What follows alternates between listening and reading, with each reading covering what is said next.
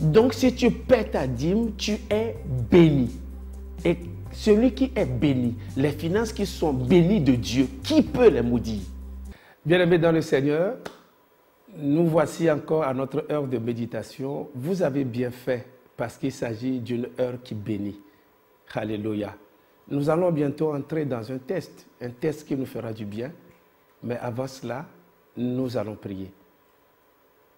Père, notre Dieu, notre Seigneur et Sauveur, nous voici encore à tes pieds pour apprendre de toi. Nous voudrons que tout un chacun qui nous écoute soit béni par cette parole. Et nous prions que cette parole puisse porter des fruits dignes de repentance. Nous prions que nous n'allons pas nous arrêter simplement à l'écoute de cette parole, mais nous allons nous appliquer et que cette parole puisse nous faire du bien. Seigneur, bénis ce temps. Bénis un frère, bénis une sœur qui a choisi de nous suivre en ce moment. Que ton esprit nous anime et que ton esprit nous inspire. Nous nous abandonnons. Fais-nous du bien au nom de Jésus. Amen. Amen. Bien-aimés dans le Seigneur, comme vous le savez, nous sommes dans le Nouveau Testament aujourd'hui. Nous allons lire la parole de Dieu. C'est toujours bon de suivre avec nous. Comme ça, votre attention est sur ce que nous lisons. Et pendant que nous le faisons, nous sommes en train de communier avec le Saint-Esprit parce qu'il s'agit de la parole de Dieu. Et chaque fois que nous entrons dans cette parole, c'est une communion avec l'Esprit de Dieu. Et c'est là où sortent les révélations. Le livre que nous avons choisi aujourd'hui, c'est le livre d'Hébreux, le chapitre 7, du verset 4 au verset 10. Je lis la parole de Dieu. Considérez combien est grand celui auquel le patriarche Abraham donna la dîme du butin. Ceux des fils de Lévi qui exercent le sacerdoce ont, d'après la loi, l'ordre de lever la dîme sur le peuple, c'est-à-dire sur leurs frères qui, cependant, sont issus des reins d'Abraham. Et lui, qui ne tirait pas de son origine, il leva la dîme sur Abraham et il bénit celui qui avait les promesses. Or, c'est sans contredit l'inférieur qui est béni par le supérieur. Et ici, ceux qui perçoivent la dîme sont des hommes mortels, mais là, c'est celui dont il est attesté qu'il est vivant. De plus, Lévi qui perçoit la dîme l'a payé, pour ainsi dire, par Abraham, car il était encore dans les reins de son père lorsque Melchisédek alla au-devant d'Abraham. Parole du Seigneur. Il s'agit de la dîme, la 10e partie de notre revenu. Il y a plein de révélations là-dedans. Si nous prenons le personnage de Melchisédek, qui était un type de Christ, le sacerdoce était réservé aux Lévites. Mais lui, il est sorti de nulle part. Et Abraham lui a payé la dîme. Ce qui signifie que, comme dans l'Antiquité, la dîme doit être payée à un supérieur. Et c'est le supérieur qui bénit l'inférieur, pas le contraire. On pourrait exploiter ce passage aussi, mais pour le moment, nous allons nous arrêter sur la dîme qui est payée par Abraham. À qui? À Melchisédek. Quelqu'un qui doit être le représentant de Dieu, parce que c'est au représentant de Dieu que la dîme est payée. Quand la dîme est payée, Il ne s'est pas arrêté à prendre la dîme, mais il a fait un acte qui est plein de sens. Il a posé un acte plein de sens qui est de bénir Abraham, celui qui portait les promesses. Quand nous parlons de la dîme, beaucoup d'églises n'y croient pas aujourd'hui, alors que c'est biblique, alors que c'est dans l'Ancien Testament et dans le Nouveau Testament. Et je pense pour ma part que ceux qui sont plus bénis ne sont pas ceux qui gardent les semences. Ceux qui gardent leur dîme ne sont pas les plus bénis. Leur compte souffre plus que ceux qui donnent la dîme. C'est une expérience. Cela signifie quoi? Si nous prenons le verset 6. Et lui qui ne tirait pas de son origine, il s'agit de Melchisédek, il leva la dîme sur Abraham et il bénit celui qui avait les promesses. Il le bénit.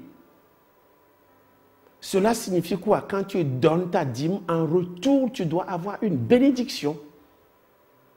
La bénédiction, tes finances vont se multiplier. Non seulement ça se multiplie, mais cela est gardé parce que Dieu a dit qu'il va menacer le dévoreur de nos finances pour notre bien. La maladie. Peut-être tu claques ta porte, serrurier. Ou tu peux, si tu ne paies pas ta dîme, tu peux gaspiller ton argent. Ça va dépasser même la dîme. Cela signifie que tes revenus ne sont pas sécurisés. Moi, l'une des raisons qui me pousse encore à m'appliquer dans la dîme, Dieu traite de voleurs ceux qui ne paient pas leur dîme. Et en quoi vous me volez? Dieu dit, vous me volez dans les dîmes et dans les offrandes. Donc, si tu ne paies pas les dîmes, bibliquement, tu es un voleur spirituellement parlant. Moi, je ne veux pas être traité de ça, c'est pour ça que je m'applique. Donc, si tu paies ta dîme, tu es béni. Et celui qui est béni, les finances qui sont bénies de Dieu, qui peut les maudire? Et il n'y a personne. Il n'y a personne. Le calcul humain nous dit non, si tu gardes ça, tu vas faire ça. Si tu gardes ça, tu vas faire ça. Si tu gardes ça, tu vas faire ça. Mais, au bout du compte, ceux dont les cartes ne passent pas régulièrement, les cartes bancaires ne passent pas régulièrement, ne sont pas ceux qui paient leur dîme. Ça peut arriver. Mais Dieu s'en charge. Parce qu'il se souvient. Et nous ne nous souvenons pas lorsque nous refusons de payer la dîme, parce que c'est lui qui nous donne la force d'acquérir ces choses-là. Tu paies ta dîme, en retour tu es béni. Béni, l'argent ne tombera pas du ciel, mais Dieu va donner des ouvertures. Dieu va donner des opportunités. Dieu va te donner une idée. C'est ça. Parce que la dîme permet à la maison de l'Éternel d'avoir de quoi manger. Ça me fait mal lorsque nous regardons dans 2 Rois 4. Un prophète est mort et il y a la dette posthume, entre griffes, à payer. Cela signifie quoi? J'ai l'impression que l'Église, si l'Église ne s'occupe pas de ceux qui font le service, le sacerdoce, ce n'est pas bien. Nous avons une part de responsabilité. Et je crains que Dieu nous demande des comptes. Pour ceux qui ne paient pas, parce que peut-être ils n'ont pas compris. Ou ils pensent que c'est un moyen pour les pasteurs de leur soutirer de l'argent. Non, il vaut mieux que ceux-là viennent à la véritable compréhension. Nous allons prier tout à l'heure. Si tu ne comprends pas, le diable va te voler ces révélations. Il te vole ces révélations, tes finances vont souffrir chaque jour. Et il y en a qui pensent peut-être que non, aujourd'hui j'en ai. Et mes finances, j'en ai, je n'ai pas besoin de payer la dîme avant d'être béni. C'est vrai. C'est possible que tu aies aujourd'hui en abondance. Mais quand tu regardes dans Marc 5, quelqu'un avait une entreprise de pourceaux. mais en un clin d'œil, l'entreprise a fait faillite. Tout simplement parce que cette entreprise ne pouvait pas être protégée, j'imagine. Donc, on pouvait permettre, Jésus a dit, bon, si c'est ça, allez, celui-là par exemple, il n'a aucune alliance, je ne pas le droit de protéger son entreprise. Allez, si vous voulez détruire, détruisez. Non, je pense que vous qui nous écoutez, vous qui nous voyez en ce moment, et vous qui ne payez pas votre dîme, nous allons prier. À partir d'aujourd'hui, peut-être, tu peux te repentir. C'est biblique, ça doit être fait, et la source de bénédiction vient de là. Si tu ne veux pas être béni de Dieu, tu veux être béni par tes propres mains. Et un jour, ça peut s'écrouler, ça ne dépend que de toi, c'est un choix. On n'oblige personne. Alléluia. Nous allons prier. Si tu as compris quelque chose, si tu as une révélation,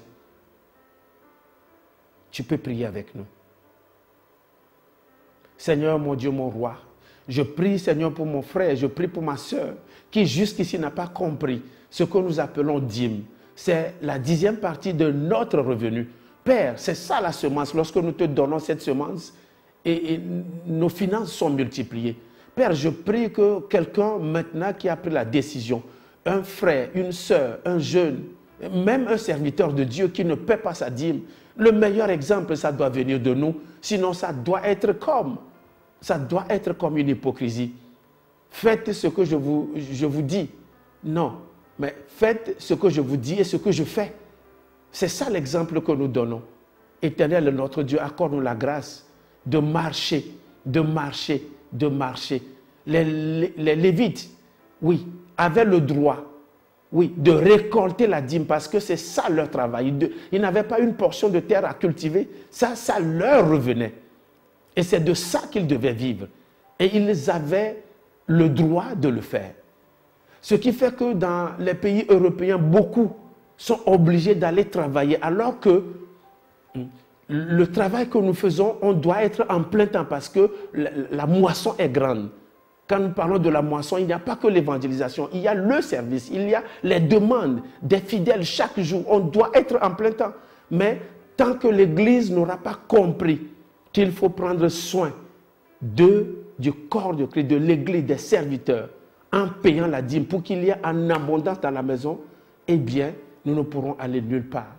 Éternel notre Dieu, accorde-nous encore la grâce, avec la compréhension, avec cette compréhension que nous puissions observer.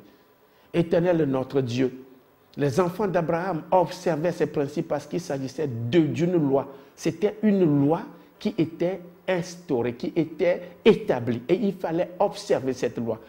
Cette loi persiste encore aujourd'hui parce que la maison de Dieu a besoin de survivre et d'avoir en abondance.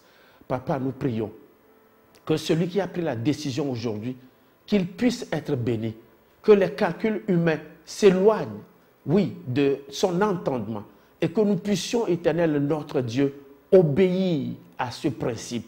Il s'agit d'un principe. Ceux qui n'ont pas Dieu, qui l'appliquent, ont les résultats. Parce que la pluie qui tombe sur l'incrédule et qui tombe en même temps sur le juste, si l'un d'entre eux sème, la personne doit avoir le résultat. Il s'agit d'une véritable semence que nous devons comprendre. Éternel notre Dieu, accorde-nous la grâce que cette semence ne soit pas une semence détruite dans nos mains. Seigneur, cette partie, la 10e que nous donnons, ne nous fera pas manquer parce qu'il s'agit de ta parole et tu veilles sur ta parole pour l'exécuter. Père, je prie que cette parole soit exécutée dans une vie. Quelqu'un qui prend la décision à partir d'aujourd'hui de donner sa dîme, d'apporter sa dîme dans la maison de l'Éternel.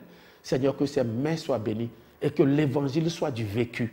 Nous ne voudrons pas l'évangile qui est comme une fable, comme une histoire, mais nous voudrons un évangile qui est vécu chaque jour. Père, merci pour ce principe. Nous l'observerons. Les gens du monde qui l'observent et qui ont des résultats, à plus forte raison, nous, enfants de Dieu, nous allons observer ces principes et que nos mains ne manquent pas. Partout où nous serons des sources de bénédiction. celui qui applique tes principes et qui a la crainte de Dieu, a en retour les bénédictions qui sont liées à ces principes. Seigneur, nous te disons encore merci pour ce temps. Merci pour la grâce que tu nous as accordée pour le partage de cette parole. Que nous soyons les véritables bénéficiaires de cette parole et que cette parole, Seigneur, trouve son effet et son accomplissement dans nos vies. Au nom de Jésus. Amen. Bien-aimés, le temps passe vite. Nous sommes carrément arrivés à la fin. Mais n'oubliez pas que sur Orao Télécom, sur la chaîne 142, vous pouvez nous suivre. Vous nous suivez, mais un temps où on partage la parole de Dieu doit être un moment favori pour tout enfant de Dieu. Nous sommes aussi sur les réseaux sociaux. Vous nous trouverez sur YouTube, sur Maranatha Télévision, Radio Maranatha, www.maranatatv.fr. Également, nous sommes sur Facebook et sur Instagram. Quand vous allez ici et là, vous nous trouverez. Mais n'écoutez pas une seule fois cette méditation, parce qu'il y a une révélation que vous n'avez pas écoutée la première fois, mais la deuxième fois, ça vient et ça vous aide à entrer dans les principes de Dieu. Je ne veux pas être considéré comme un voleur et je ne veux pas que toi aussi tu sois considéré par Dieu comme un voleur. Non, tu es un enfant de Dieu. Que Dieu jette un regard favorable sur toi et chaque fois qu'il témoigne de toi comme il a témoigné de Job. Je te dis encore merci. À la prochaine. Au revoir. Amen.